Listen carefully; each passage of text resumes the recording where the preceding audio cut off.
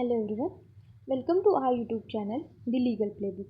Today we are going to start the last lecture in this Employee State Insurance Act 1948 का ये जो last section है ना, तो इसमें हम मिसैलिनियस के जो प्रोविजंस है वो देखेंगे।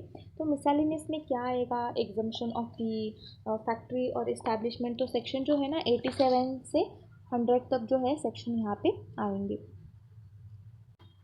देखो, एग्जम्पशन ऑफ फैक्ट्रीज इस्टेब्लिशमेंट जो है ना, इसमें हु ग्रांट्स द एग्जम्पशन। अब यहाँ पे एग्जम्पशन कौन ग्रांट करेगा? सबसे पहले अप्रोप्रिएट गवर्नमेंट एग्जम्पशन ग्रांट करेगा। अप्रोप्रिएट गवर्नमेंट में सेंट्रल गवर्नमेंट और स्टेट गवर्नमेंट आएंगे। उसके बाद जो है ना, यहाँ पे द रिलेवेंट गवर्नमेंट जो है, अप्रोप्रिएट गवर्नमेंट, वो यहाँ पे डिसाइड करेंगे कि फैक्ट्री कौन सी फैक्ट्री यहाँ पे एग्जेम्प्ट की जाएगी, इस्टेब्लिशमेंट एग्जेम्प्ट की जाएगी। हाउ? बाय नोटिफिकेशन इन दी, जैसे एप्लीकेबिलिटी रहती है ना notification in the official gazette में, वैसे ही यहाँ पे एग्जाम्पशन भी होगा। अब देखो उसके बाद जो है वॉट कैन बी एग्जेम्प्टेड। अब एग्जेम्प्टेड क्या हम यहाँ पे एग्जेम्प्ट करेंगे? एनी फैक्ट्री इस्टेब्लिशमेंट और class of them in the specific area. जो एनी फैक्ट्री है, इस्टेब्लिशमेंट है और क्लास ऑफ देम जो स्पेसिफिक एरिया है ना, उसको हम यहाँ पे क्या करेंगे? एग्जेम्प्ट कर सकते हैं। हम मतलब कौन करेगा यहाँ पे? स्टेट गवर्नमेंट और सेंट्रल गवर्नमेंट करेगा। ड्यूरेशन कितना रहेगा? For the period not exceeding 1 year. Duration जो है 1 ईयर तक का रहता है, नॉट एक्सीडिंग 1 ईयर से ज़्यादा नहीं होगा। मैक्सिमम 1 ईयर है, बट कैन रिन्यू अगेन, आप रिन्यू कर सकते हैं। कंडीशन क्या है यहाँ पे एग्जाम्पशन के लिए? Worker must receive the substantially similar और सुपेरियर बेनिफिट। यहाँ पे कंडीशन ये है कि ईएसआई एक्ट है ना, एम्प्लॉय स्टेट इंश्योरेंस एक्ट, इससे बेटर यहाँ पे बेनिफिट मिलना चाहिए वर्कर को। अदर जो आपने यहाँ पे अप्लाई कर रहे हैं ना, इससे बेटर जो यहाँ पे उनको जो है सर्विस मतलब बेनिफिट प्रोवाइड हो रहे हैं, तो यहाँ पे इस एक्ट को हम एग्जेम्प्ट कर सकते हैं। बेटर बेनिफिट ही होनी चाहिए, सुपेरियर बेनिफिट ही होनी चाहिए then those under the ESI act. उसके बाद जो है exempt only for the good benefits के लिए, getting good benefits for the worker. उसके बाद है रिन्यूअल रूल्स जो है, application for the renewal rule 3 month का रिन्यूअल रूल यहाँ पे रखा दिया है। एंड बिफोर एक्सपायरी, एक्सपायरी होने के बाद, हमने एक्सपायरी कब तक दिया है? 1 ईयर मैक्सिमम डेट दिया है। एक्सपायरी होने से पहले 3 मंथ पहले आपको क्या करना है? रिन्यूएशन करना है। Government must decide with in the 2 months. Receive होने के बाद यहाँ पे गवर्नमेंट डिसाइड करेगी कि आपको एग्जेम्प्ट करना है कि नहीं करना है। उसके बाद जो है सेक्शन 88 क्या बात कर रहा है? एग्जम्पशन ऑफ द पर्सन और क्लास ऑफ पर्सन। पर्सन, एक पर्सन को आप एग्जेम्प्ट कर सकते हैं और क्लास ऑफ पर्सन को आप यहाँ पे क्या कर सकते हैं? एग्जेम्प्ट कर सकते हैं। तो क्या दिया है? अथॉरिटी अप्रोप्रिएट गवर्नमेंट आएगी फिर से। हाउ? नोटिफिकेशन में से, ऑफिशियल गैजेट में से। हु कैन बी एग्जेम्प्टेड, यहाँ पे कौन एग्जेम्प्ट होगा? पर्सन और क्लास ऑफ पर्सन। पर्सन और क्लास ऑफ पर्सन यहाँ पे एग्जेम्प्ट होगा। और factory and establishment, class of factories establishment covered by this act. जो factory establishment, class of factories establishment covered यहाँ पे होंगे।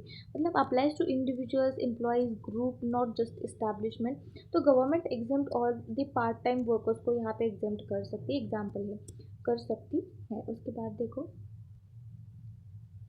कंडीशंस जो है, subject to the conditions imposed by the government, subject to conditions imposed by the government, government में set the specific terms यहाँ पे set कर सकती है। Section number 89, corporation make the representation, corporation to make representation.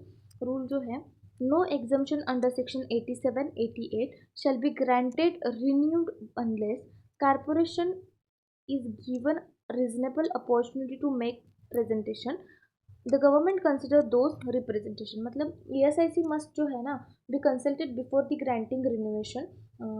Any exemption government can not act unilaterally, यहाँ पे laterally, यहाँ पे यूनिलेटरली एक्ट नहीं कर सकती है। सबसे पहले उनको क्या करना है? कारपोरेशन से यहाँ पे क्या करना है? कंसेंट लेना है। उसके बाद क्या है? सेक्शन नंबर 90 में क्या बात हो रही है? Section number 90, exemption of the government local authority factories. Exemption किसका कर सकते हैं? Local authorities, exemption of the government local authorities and factories establishment. तो यहाँ पे जो है फैक्ट्रीज और इस्टेब्लिशमेंट बिलोंगिंग टू गवर्नमेंट और local authorities can be exempt कर सकते हैं। Exemption is allowed if such employees are already getting the substantially similar और superior benefits उनको मिल रहे। एक तो similar मिल रहे हैं और superior benefits मिल रहे हैं, तो यहाँ पे exempt हो सकता है। अब उसके बाद देखो, a government hospital provide better medical coverage then ESI, it can be exempted. यहाँ पे बेटर मिल रहा है बेनिफिट, तो यहाँ पे इट कैन बी एग्जेम्प्ट कर सकते हैं। रिक्वायर्स जो है यहाँ पे, रिक्वायर्स क्या रिक्वायरमेंट है, कंसल्टेशन विथ ईएसआईसी, यहाँ पे एम्प्लॉय स्टेट इंश्योरेंस कारपोरेशन है ना, कारपोरेशन की यहाँ पे कंसेंट की बहुत ज़रूरत है, and notification into the official gazette में नोटिफिकेशन होना चाहिए। Government must talk to ESIC and publish the exemption officially.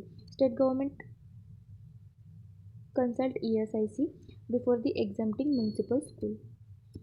Section number 91. Exemption from specific provision. Exemption from the specific provision. Government may exempt any employee class of employees from one or more benefit provision under the act. तो यहाँ पे government can exempt any employee class of employ को यहाँ पे क्या कर सकती है, एग्जेम्प्ट कर सकती है। नॉट फुल एग्जेम्पशन नहीं है, पार्ट में वो क्या कर सकती है, एग्जेम्प्ट कर सकती है। Need the consent of fair से कारपोरेशन की यहाँ पे कंसेंट लगेगी, notification into the official gadget. 91A क्या बात कर रहा है यहाँ पे, प्रोस्पेक्टिव एंड रेट्रोस्पेक्टिव जो है यहाँ पे इसके बारे में बात कर रहा है, प्रोस्पेक्टिव एंड रेट्रोस्पेक्टिव। तो यहाँ पे जो है prospective exemption under section 87 to 91 can be prospective future date में जाएगा, और retrospective from the past date से वो एप्लीकेबल होना स्टार्ट होगा। तो उसके बाद जो है सेक्शन नंबर 91B देखो, misuse of benefit. The central government believes insured person are misusing ESI benefits. जो इंश्योर्ड पर्सन है ना, वो मिसयूज कर रहा है उस ईएसआई बेनिफिट्स का। It can be issue an order in the official gazette में इशू होगा, डिसएंटाइटलमेंट होगा those person from some or other benefit से, ऑल बेनिफिट से उसको डिसएंटाइटलमेंट किया जाएगा। Before passing such an order, reasonable opportunity, तो आपने ऐसा क्यों किया, आपको यहाँ पे क्या मिलेगा, reasonable opportunity to being heard ऐसे मिलेगा। नेचुरल जस्टिस प्रिंसिपल है, नेचुरल जस्टिस प्रिंसिपल ये आपको फॉलो करना ही पड़ेगा। Then the factory and establishment insured person and registered trade union को यहाँ पे आपको क्या मिलेगा, reasonable opportunity to be heard मिलेगा। उसके बाद देखो, राइटिंग ऑफ लॉसेस। तो राइटिंग ऑफ लॉसेस में क्या आएगा, a corporation believes that any amount of contribution, interest और डैमेजेस जो है, तो यहाँ पे it damages owed it is irrecoverable, it में सैंक्शन राइटिंग ऑफ मतलब कैंसिलिंग, और राइटिंग ऑफ मतलब कैंसिल करना, इसका मीनिंग लिख लो, कैंसिलिंग। तो दैट अमाउंट आपको कैंसिल मिलेगा, मतलब ईएसआईसी डिसाइड करेंगे कि decide officially give up the recovering a certain unpaid amount जो है, feels it impossible to collect them, ऐसे इम्पॉसिबल लग रहा है, तो यहाँ पे ये क्या होगा, कैंसिल होगा। This is done subject to condition prescribe by the central government, यहाँ पे कंडीशन लगाएगी। उसके बाद सेक्शन नंबर 92 जो है ना, वो क्या बात कर रहा है, power of central government to give the direction.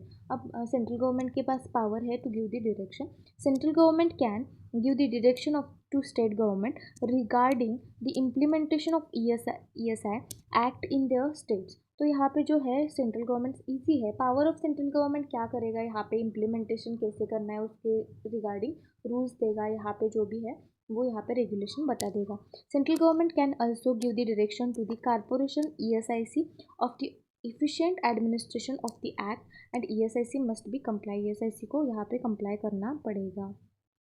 उसके बाद नेक्स्ट सेक्शन देखो, section number 93, corporation officers and servant to be public servant. Corporation officer and जो ऑफिसर्स है ना बाकी के, वो पब्लिक सर्वेंट है। उसके बाद देखो section number 93M, liability in case of transfer of establishment। तो if the employer transfers by the sale, gift, lease, license or any other way, यहाँ पे employer transfer कर रहा है the factory और establishment, the both transferor and transferee are jointly and severally liable रहेंगे। यहाँ पे जो ले रहा है और दे रहा है दोनों यहाँ पे liable रहेंगे to pay all contribution or amounts due up to the transfer date। तो यहाँ पे देखो example, a factory owner sells the business, both the owner and buyer are responsible for the both the owner and buyer are responsible for the pending ESI contribution till the sale date तक का जो है both owner यहाँ पे contribution के लिए liable रहेंगे। Limitation जो है यहाँ पे द ट्रांसफ़र, उसके आगे कौन रहेगा, जिसने लिया है वो उसके आगे रहेगा। Limitation, the transfer is liability is limited to the value set of the obtained in the transfer. उसके बाद देखो सेक्शन नंबर 94। तो 94 प्रायोरिटी ऑफ द कंट्रीब्यूशन के बारे में बात कर रहा है। Any amount due to the corporation ESIC contribution और other dues has priority over other debts पे प्रायोरिटी रहेगा। When the employer company becomes insolvent होगी, वाउंड अप हो रहा है, तो वाउंड अप हो रहा है तो यहाँ पे अदर जो डेट है उस पर सबसे पहले कंट्रीब्यूशन पे रहेगा। फॉर द कंट्रीब्यूशन और अदर ड्यूज हैज़ प्रायोरिटी रहेगा। This priority is recognized under various insolvency company laws like the Presidency Town Insolvency Act 1909, Provincial Insolvency Act 1920, Companies Act 1956 section 530 में। उसके बाद सेक्शन 94 जो है डेलीगेशन ऑफ पावर्स के बारे में बात कर रहा है। काफ़ी सब जो है ना लेबर लॉज में डेलीगेशन ऑफ पावर जो लास्ट सेक्शन यही सेम रहते हैं। डेलीगेशन ऑफ पावर जो है, corporation and standing committee can delegate और assign their powers to functions, any officer or subordinate authority को delegate कर सकते हैं। उसके बाद जो है सेक्शन नंबर 95। तो 95 बात कर रहा है यहाँ पे इसमें रूल मेकिंग पावर जो है ना उसके बारे में बोला है। सेंट्रल गवर्नमेंट के पास रूल मेकिंग पावर है।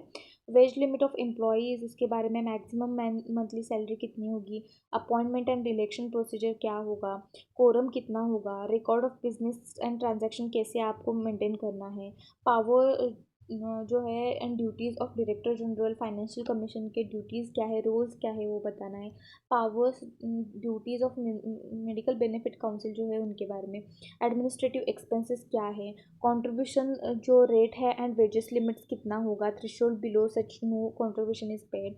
उसके बाद जो calculation of average daily wages कैसे कैलकुलेट करना है, सर्टिफिकेशन ऑफ रिकवरी अमाउंट्स का सर्टिफिकेशन कैसे लेना है। उसके बाद फनरल एक्सपेंसेस जो है वो क्या है, क्वालिफिकेशन एंड कंडीशंस क्या है, medical benefit council for the permanent disablement जो है उसके लिए, medical benefit for the superannuation जो है ना उसके लिए, medical benefit for the retired person के लिए मेडिकल बेनिफिट्स क्या है, अपील प्रोसेस क्या है and contract procedure and acquisition and the disposal of the property, raising and repayment of the loans, investment fund कैसे होगा, how to ESIC funds benefit यहाँ पे ट्रांसफ़र होगा, valuation of the asset liabilities, banking and payment account जो भी है सब इसमें क्या होगा इंक्लूडेड होगा। 96 में बोला है power of state government to make the rules. इसमें क्या बोला है, rule making power of state government बोला है, employ state insurance court procedure कैसे चलाता है, कैसे हैंडलिंग करता है, fees and cost in the court, fees for the application, establishment of medical benefit council, वही सब staff equipment, conditions of the services, other prescribed matters and laying before the state legislation. तो उसके बाद जो है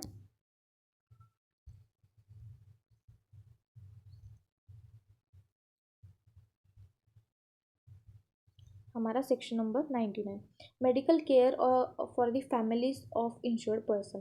provision जो है ना medical care for the families of insured person, condition क्या है, provided only when ESIC funds permit, authority the corporation ESIC purpose to provide और contribute to medical expenses for the family members के लिए, example ESIC funds medical treatment for the insured worker child when the funds जो है balance sufficient है।